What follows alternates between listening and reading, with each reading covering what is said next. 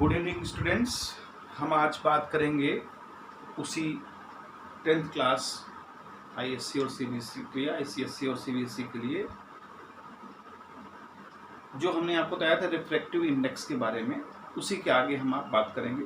देखिए, refractive index मैंने आपको बताया था कि sine i upon sine r होता है 1 म्यू 2। यानी अगर लाइट हमारी पहले मीडियम से दूसरे मीडियम में जा रही है, फर्स्ट मीडियम से सेकंड मीडियम में अगर जा रही है, तो हम इसको लिखेंगे 1 म्यू 2 या 1n2 लिखते हैं। इसका मैंने फार्मूला बताया था कि इसके फार्मूले बहुत सारे होते हैं। जैसे कहीं 1 म्यू 2 लिखा है तो c अपॉन v लिख सकते हैं। अगर ये एयर है और ये किसी मीडियम में अगर लाइट ट्रेवल कर रही है, तो यहाँ पर एयर की स्पीड और एयर में जो स्पीड होती है लाइट की, और जिस मीडियम में आप जा रही है लाइट, उसकी वेलोसिटी। अगर मीडियम दोनों डिफरेंट हैं, एयर नहीं है, कोई और मीडियम है जैसे वाटर है और ग्लास में जा रही है, तो वहाँ पे आप v1 अपॉन v2 लिखेंगे। क्योंकि v1 और अपॉन v2 का मतलब ये हुआ कि लाइट की स्पीड किसी एक मीडियम, वो मीडियम आपका वाटर हो सकता है, एयर ना हो तो आप v1 अपॉन v2 लिखें। अगर एयर हो तो c अपॉन v लिखेंगे। तो ये फार्मूला। अब इसी पर अगर एक और हम बात करते हैं कि इसको हम और कैसे चेंज कर सकते हैं और दूसरे फार्मूले में, तो देखिए यहाँ पर जो वेलोसिटी होती है v is equal to f lambda होती है। ये आपने 9th में पढ़ा है, v is equal to f lambda होती है। तो ध्यान दें, कभी भी लाइट की फ्रीक्वेंसी नहीं चेंज होगी, यानी f कांस्टेंट रहेगा। कभी कभी क्वेश्चन भी आ सकता है आपके एग्जामिनेशन में कि जब लाइट की रे एक मीडियम से दूसरे मीडियम में जाती है तो क्या नहीं चेंज होता उसमें, तो फ्रीक्वेंसी नहीं चेंज होती, बाकी वेलोसिटी चेंज होगी, वेवलेंथ चेंज होगी। तो अगर हम यहाँ फ्रीक्वेंसी का फार्मूला निकालें तो फ्रीक्वेंसी का बन जाएगा v अपॉन एफ, यानी velocity upon velocity upon wavelength, ऐसे। तो यहाँ पर अगर हम v की बात करते हैं तो f, इसको लिखा जा सकता है f लेमडा 1 और यहाँ f लेमडा 2। अगर f से f कैंसिल कर देंगे तो आपके पास एक नया फार्मूला आ जाएगा लेमडा 1 बाई लेमडा 2। यानी पहले मीडियम में लाइट का वेवलेंथ और दूसरे मीडियम में लाइट का वेवलेंथ का जो रेशियो होगा, उसी को रिफ्रैक्टिव इंडेक्स कहेंगे। बहुत सारे फार्मूले यहाँ बन गए हैं। रिफ्रैक्टिव इंडेक्स का c अपॉन v बन गया है, v1 अपॉन v2 बन गया है, अगर वो एयर से नहीं आ रही है तो। दूसरा लेमडा 1 बाई लेमडा 2 बन गया है। अब एक और फार्मूला इसी में बहुत इंपॉर्टेंट है, वो देखिए 1 म्यू 2 का मतलब क्या हुआ। ये जो है, ये पहले मीडियम का दूसरे मीडियम के रिस्पेक्ट में रिफ्रैक्टिव इंडेक्स है। तो ये वाली जो चीज है वो नीचे जाएगी, a म्यू 1। a क्यों मैंने लिखा है यहाँ पर, a इसलिए लिखा है क्योंकि एयर से, देखिए कोई भी लाइट अगर है तो वो हम हमेशा एयर से कंपैरिजन करते हैं कि एयर से वो किसी दूसरे मीडियम में जा रही है तो उसका क्या रिफ्रैक्टिव इंडेक्स है। तो इस फार्मूले को ऐसे लिखा जा सकता है a म्यू 1, और दूसरा ऊपर लिख सकते हैं इसको a म्यू 2। अब इसको और गहराई से समझें तो ज़्यादा समझ में आएगा। देखिए कैसे समझा जाएगा। मान लीजिए हमारी लाइट आ रही है वाटर से ग्लास में, वाटर से ग्लास में। तो हम ये देखना चाहते हैं कि जब ये लाइट हमारी वाटर से ग्लास में जाए तो उसका क्या रिफ्रैक्शन होगा, इसका क्या रिफ्रैक्टिव इंडेक्स होगा। तो इसको देखने के लिए हम क्या देखेंगे कि वो जो लाइट है वो वाटर में जब आ रही है, एयर के कंपैरिजन में अगर आ रही होगी तो उसका क्या रिफ्रैक्टिव इंडेक्स होगा। तो इसको लिखेंगे a mu w, w means water, और जो g लिखा हुआ है उसको लिख सकते हैं a म्यू g। यानी कि हम सब कुछ कंपेयर कर रहे हैं एयर से, भले वो ग्लास में जा रही हो, वाटर में जा रही हो, या किसी ऑयल में जा रही हो, या किसी लिक्विड में जा रही हो। हम हर बार एयर से कंपेयर करते हैं कि एयर में जो स्पीड है उसके कंपैरिजन में वाटर और ग्लास में क्या चेंजेस आ रहे हैं। तो इसका जो रेशियो होगा वही रिफ्रैक्टिव इंडेक्स होता है। जैसे हम लोग पढ़ते हैं रिलेटिव डेंसिटी, तो रिलेटिव डेंसिटी में हम लोग कहते हैं density of object upon density of water at 4 degree centigrade. हमेशा हम वाटर को ही बेस मान के चलते हैं। तो जब हम जिस चीज को बेस मान के चलते हैं उसी का ही हम कंपेयर करते हैं। तो यहाँ एयर के कंपैरिजन में वाटर में जब रे आती है तो क्या रिफ्रैक्टिव इंडेक्स होता है, और यहाँ एयर के कंपैरिजन में जब ग्लास में जाएगी तो क्या रिफ्रैक्टिव इंडेक्स होगा।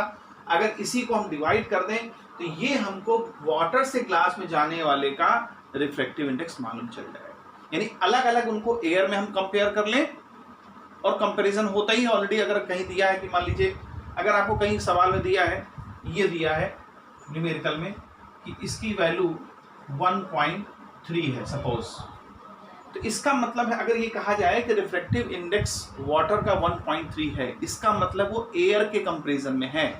अगर सिंपल ये लिखा है, जब तक ना बोले वो, अगर ये कहता है कि एयर के कंपैरिजन में 1.3 है और ग्लास के कंपैरिजन में मान लीजिए 1.5 है, ऐसे एक नंबर मैंने ले लिया रेंडम कि ग्लास के कंपैरिजन, एयर के कंपैरिजन में ग्लास में 1.5 है, इस दोनों का मतलब है कि ये एयर के कंपैरिजन में दिया गया है।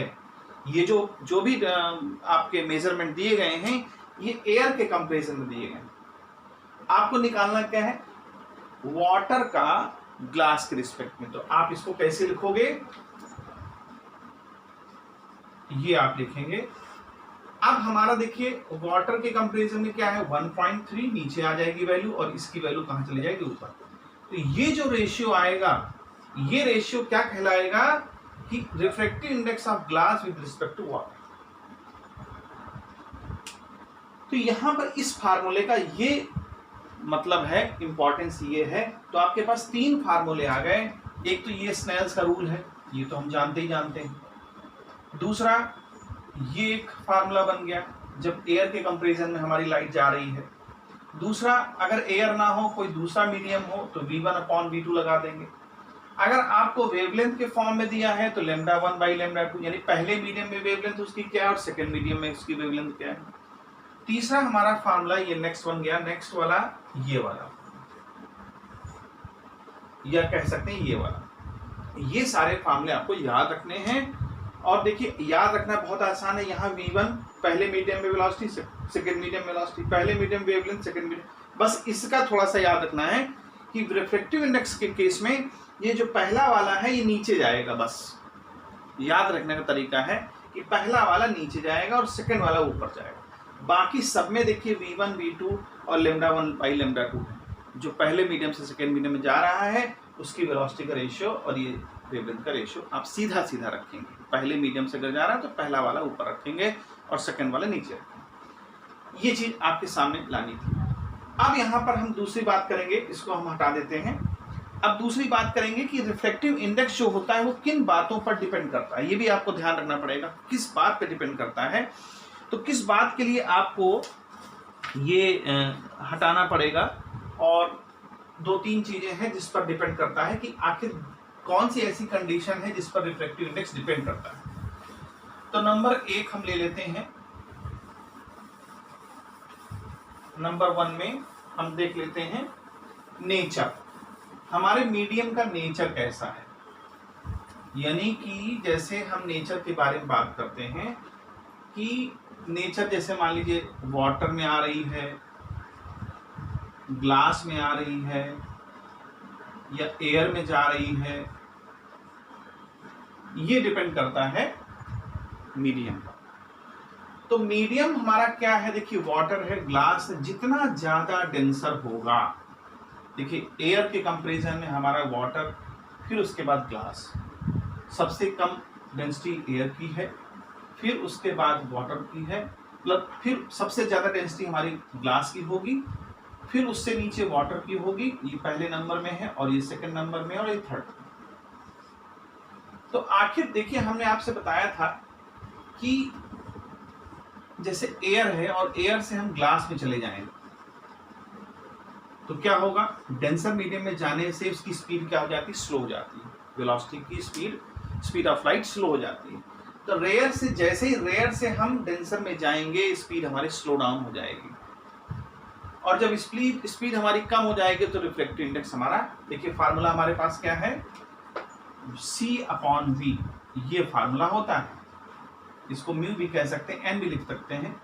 C यानी स्पीड हमारी लाइट की, मान लीजिए एयर में 3 × 10⁸ है और ग्लास में 2.5, जैसे ऐसे ले लीजिए क्वेश्चन को, ग्लास में ये एयर में हमारी 3 × 10⁸ मीटर पर सेकेंड है और वेलोसिटी हमारी ग्लास में सपोज 1.5 है, हम ऐसा मान लें 1.5 है। तो अब देखिए यहाँ पर मैथमेटिकली देखिए, याद नहीं करना है, मैथमेटिकली देखिए, यहाँ से ये कैंसिल होगा तो कितना आएगा, 2 आएगा, 2 × 10⁸ मीटर पर सेकंड नहीं लिखेंगे क्योंकि रिफ्रैक्टिव इंडेक्स की कोई यूनिट नहीं होती है, रेशियो है ये। यानी रिफ्रैक्शन हमारा क्या हो रहा है, 2 × 10⁸ हो रहा है। जैसे ही हम उसको एयर से ग्लास में लाएंगे उसका रिफ्रैक्टिव इंडेक्स इतना हो जाएगा। इसका मतलब क्या है, ये 1.5 है। अब अगर हम ये मान लें, अब अगर हम ये मान लें कि ग्लास से वाटर में हम जा रहे हैं, यानी एयर है यहाँ पर और हम फिर वाटर में जा रहे हैं, ठीक है। तो वाटर में स्पीड, क्योंकि वाटर की जो डेंसिटी होती है वो ग्लास से कम होती है, तो अगर हम इसको ये कहें कि ये 3 है, जो ये फार्मूला लगाएंगे हम लोग, n = C/V, C एयर में है 3 × 10⁸ मीटर पर सेकेंड और वाटर में जो वेलोसिटी उसकी है वो 1.5 से थोड़ा ज़्यादा है, क्योंकि ग्लास की डेंसिटी ज़्यादा होती है और जब ग्लास की डेंसिटी ज़्यादा होती है तो स्पीड कम हो जाती है। तो अगर हम वाटर को देखें तो वाटर का हम मान ले चलिए 2 है, 2 हम मान लेते हैं, वाटर में स्पीड लाइट की 2 मान लेते हैं। तो क्या आंसर आएगा इसका, तो अगर डिवाइड करेंगे तो आंसर आएगा 1.5 बस केवल 1.5। तो आप क्या देख रहे हैं यहाँ पर, देखिए ये मैंने जो वेलोसिटी ली है ये रैंडम ले ली है, इसका कोई ये नहीं कि ये सही यही होगी, मैंने एक एग्जाम्पल लिया है कि अगर वाटर में स्पीड लाइट की ये है, ग्लास में स्पीड ये है, तो देखिए रिफ्रैक्टिव इंडेक्स हमारा क्या आ रहा है और यहाँ रिफ्रैक्टिव इंडेक्स क्या आ रहा है, ये तो कैंसिल हो जाएगा, ये नहीं आएगा, 2 आएगा, ठीक है। यानी n की वैल्यू हमारी कितनी आ रही है, 2, और यहाँ n की वैल्यू क्या आ रही है, 1.5। इसका मतलब रिफ्रैक्टिव इंडेक्स क्या हो रहा है, डिक्रीज हो रहा है।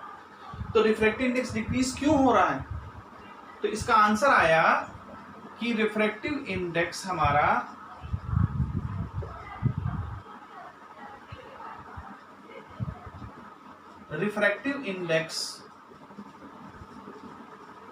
डिक्रीजेस। देखिए यहां पर ध्यान दीजिए, पहला जो फैक्टर है, ये जो पहला फैक्टर है रिफ्रैक्टिव इंडेक्स के लिए, refractive index decreases as velocity of light increases. देखिए यहां पर 1.5 था, रिफ्रैक्टिव इंडेक्स इतना आया, वेलोसिटी हमारी बढ़ गई वाटर में, रिफ्रैक्टिव इंडेक्स कम हो गया। इसका मतलब refractive index decreases as velocity of light increases. बस सीधा सीधा, हमको ज्यादा लंबे नहीं जाना है, ये हम देखें कि रिफ्रैक्टिव इंडेक्स और वेलोसिटी का संबंध कैसा है, इनवर्सली प्रोपोर्शनल। अगर वेलोसिटी बढ़ेगी तो रिफ्रैक्टिव इंडेक्स कम होगा, वेलोसिटी अगर घटती है उसके कंपैरिजन में तो रिफ्रैक्टिव इंडेक्स बढ़ेगा। तो हम यहाँ कह सकते हैं कि refractive index decreases as velocity of light increases, ठीक है। अगर डिफरेंट मीडियम में ले लें, वाटर में, लिक्विड में, तमाम प्रकार के मीडियम हो सकते हैं, तो अगर वेलोसिटी बढ़ती जा रही है तो रिफ्रैक्टिव इंडेक्स कम होता जाएगा और अगर वेलोसिटी कम हो रही है तो रिफ्रैक्टिव इंडेक्स बढ़ेगा, ठीक है। ये बात समझ में आ गई होगी। अब हम बात करते हैं दूसरे फैक्टर की। दूसरा फैक्टर ये कहता है फिजिकल कंडीशन। देखिए इसको मैं हटा दे रहा हूं और फिजिकल कंडीशन की बात करता हूं मैं। फिजिकल कंडीशन में सबसे सेकंड वाला जो है वो रहेगा आपका टेम्परेचर। फर्स्ट हमने आपको बता दिया और सेकंड हम बात करते हैं फिजिकल कंडीशन में टेम्परेचर। देखिए टेम्परेचर का क्या रोल है।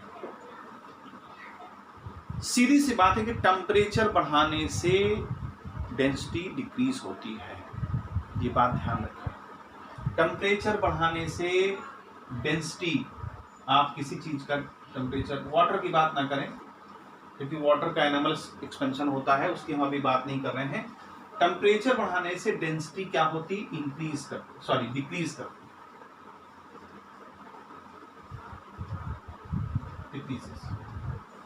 ठीक है, हमने बोला टेम्परेचर बढ़ाने से डेंसिटी डिक्रीज करती है, और अगर डेंसिटी डिक्रीज करेगी तो वेलोसिटी क्या होगी बताइए।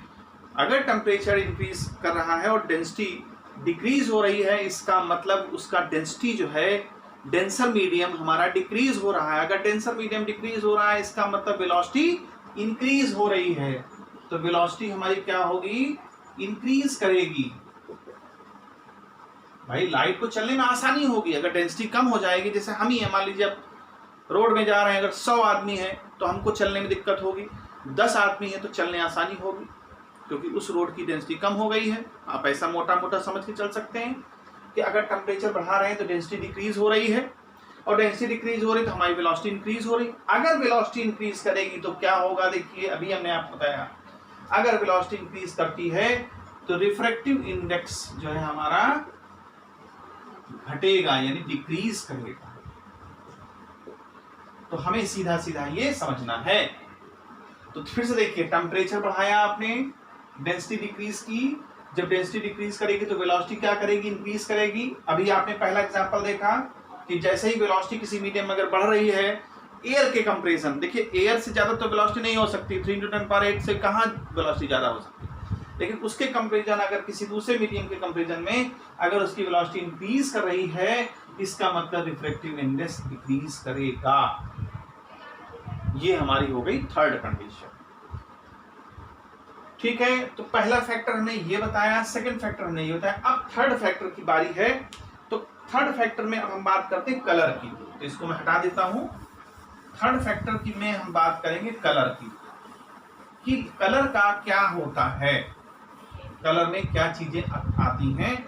तो देखिए, हम सबसे पहले जानते हैं, थर्ड वाले की हम बात करेंगे कि कलर में क्या बदलाव आता है। तो कलर का देख लें, कलर का मतलब रेड लाइट और वायलेट लाइट की बात करेंगे।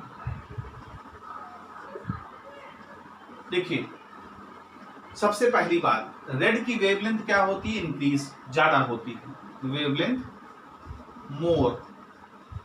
मोर ऐसा हम लिखते हैं, और इसकी वेवलेंथ क्या होती है, लीस्ट होती है।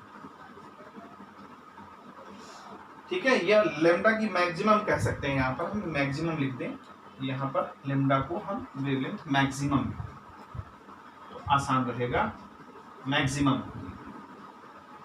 रेड लाइट की वेवलेंथ मैक्सिमम होती है और वायलेट की वेवलेंथ मिनिमम होती है, यानी कि कम होती है, लेस होती है। हमारे पास फार्मूला क्या है, हमारे पास एक फार्मूला था जो हमने आपको बताया था, λ1/λ2। ठीक है, और λ1 हम मान लें एयर में, इसको λa एयर कह लीजिए, और ये हमारा रेड लाइट की वेवलेंथ। देखिए, अगर रेड लाइट की वेवलेंथ ज्यादा है तो साफ साफ यहां दिख रहा है आपको, अगर रेड लाइट की वेवलेंथ ज्यादा है तो रिफ्रैक्टिव इंडेक्स क्या होगा, लेस होगा। इसी फार्मूले से आपको याद रखना है, ज्यादा कुछ नहीं समझना है इसमें, बस फार्मूले अगर आपको याद है तो आप सारी बातें कर लेंगे। तो इसका मतलब रेड की जो वेवलेंथ है वो ज्यादा है, इसलिए इसका रिफ्रैक्टिव इंडेक्स लीस्ट होगा, इसका रिफ्रैक्टिव इंडेक्स लीस्ट होगा। और वायलेट की अगर हम बात करते हैं तो वायलेट का देखिए लीस्ट होता है, तो जब वायलेट का कम होगा रिफ्रैक्टिव इंडेक्स एयर के कंपैरिजन में, तो उसकी जो वो रिफ्रैक्टिव इंडेक्स होगी वो क्या होगी, मैक्सिमम होगी, यानी ज्यादा। बस हो गया, क्लियर हो गया, यहीं से कुछ करने की जरूरत नहीं, केवल फार्मूला अगर आपको आता है तो अब फार्मूले से हम सारी बातें समझ, क्योंकि फिजिक्स में याद नहीं करना होता है, फिजिक्स समझना होता है। तो अगर हम चीज़ों को समझ रहे हैं तो हम कोई भी जवाब दे सकते हैं आसानी से। इसलिए मैंने सारे फार्मूले आपको बता दिए और उससे ज़्यादा कोई फार्मूले हैं नहीं। यहाँ से लेकर 12th क्लास तक सारे एक ही जैसे इसी पे सब लगता रहता है। तो अगर ये बेस आपका मजबूत रहेगा तो क्लास 12th में दिक्कत नहीं आएगा, ये चीज़ें क्लियर रहेंगी। ठीक है, अब बात करते हैं लास्ट प्रिंसिपल ऑफ रिवर्सिबिलिटी की। तो ये उम्मीद है समझ आ गया होगा। मैंने पहले बताया कि सबसे पहले जो बात की थी कि वो नेचर पे डिपेंड करता है कि नेचर हमारा कैसा है मीडियम का। दूसरा मैंने आपको बताया कंडीशन कैसी होनी चाहिए, फिजिकल कंडीशन में क्या है। तीसरी बात मैंने आपको बताई कि कलर में क्या होता है कि अगर रेड डालें तो क्या आएगा रिफ्लेक्टिव इंडेक्स और वायलेट डालें तो क्या आएगा। खैर चलिए अब हम बात करते हैं प्रिंसिपल ऑफ रिवर्सिबिलिटी की। तो क्या होगा रिफ्लेक्टिव इंडेक्स का जब वो प्रिंसिपल ऑफ रिवर्सिबिलिटी की कंडीशन आएगी। तो यहां हम ये देखें कि मान लीजिए लाइट हमारी एक मीडियम से दूसरे मीडियम में जा रही है। ठीक है, अच्छी बात है, जाना चाहिए, जाएगी, बिल्कुल हम ले जाएंगे उसको। ये एक लाइट है और ये पहले मीडियम से दूसरे मीडियम में जा रही है। यहां कुछ भी एंगल बन रहा है, मान लीजिए आई बन रहा है और यहां बन रहा है आर। तो आपका फार्मूला क्या होगा पहले केस में, फर्स्ट केस में? इसको बोलते हैं प्रिंसिपल ऑफ रिवर्सिबिलिटी। तो मैं लिख नहीं रहा हूं हेडिंग, मैं बता दे रहा हूं प्रिंसिपल ऑफ रिवर्सिबिलिटी है ये। तो इसको sine i upon sine r लिखेंगे अकॉर्डिंग टू स्नेल्स लॉ। और यहां क्या लिखेंगे 1 म्यू 2 पहले मीडियम से दूसरे मीडियम में जा रही है। नेक्स्ट, अगर हमारा मन करे, किसी बच्चे का मन करे नहीं मैं तो ऐसे नहीं डालूंगा रे को, मैं तो इधर से डालूंगा रे को, तो ठीक है, अच्छी बात है भाई, आप इधर से डालें।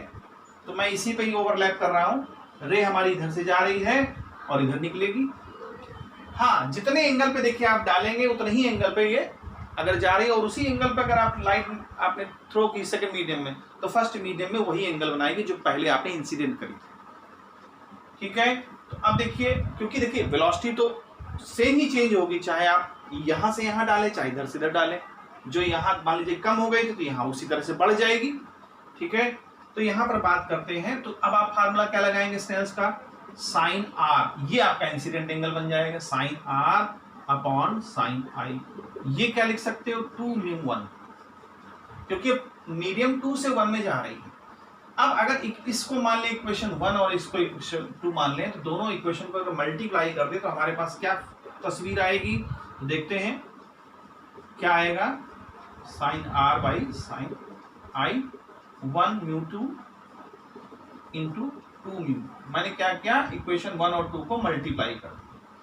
तो देखें यहां पर अगर मल्टीप्लाई करेंगे तो ये कैंसिल हो जाएगा, यहां क्या आएगा 1।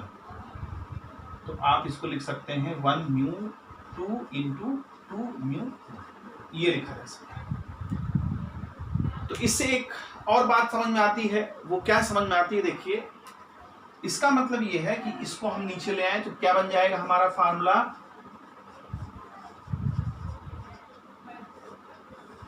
ये फार्मूला बन जाएगा। जो मैंने आपको पहले बात कही थी वो अब बात सामने आ गई कि जितने एंगल से हमने इंसिडेंट किया पहले मीडियम में और दूसरे मीडियम में जो रिफ्लेक्टिव एंगल आया, अगर हम इसको इंसिडेंट मान लें और यहां से लाइट थ्रो करें तो सेम एंगल बनेगा। इसी को बोलते हैं principle of reversibility. Just reverse, उसी डायरेक्शन में वो चली जाएगी, उसी पाथ में चली जाएगी, उसी एंगल पे जाएगी।